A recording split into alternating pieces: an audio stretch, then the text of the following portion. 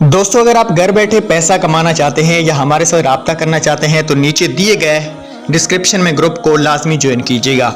जिनको ये लिखा हुआ आ रहा है वो पैसे लेने के लिए तैयार हो जाएं। जी हाँ दोस्तों, जिनका आ रहा है कि आपका डायनामिक रजिस्ट्री में इंदराज हो चुका है वो पैसे लेने के लिए लाइन में आ जाएं। वो कैसे, क्या मिलेंगे, कब मिलेंगे, आज की वीडियो का हमारा ये टॉपिक है। तो वीडियो को शुरू करते हैं।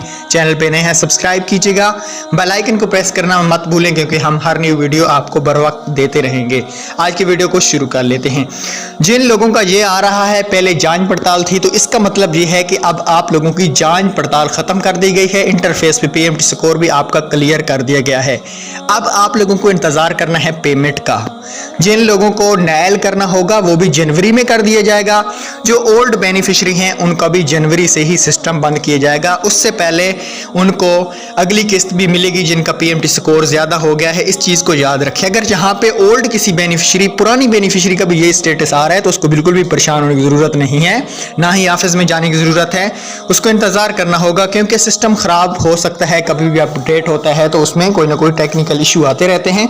तो आपके पैसे आएंगे जो ओल्ड बेनिफिशियरी हैं।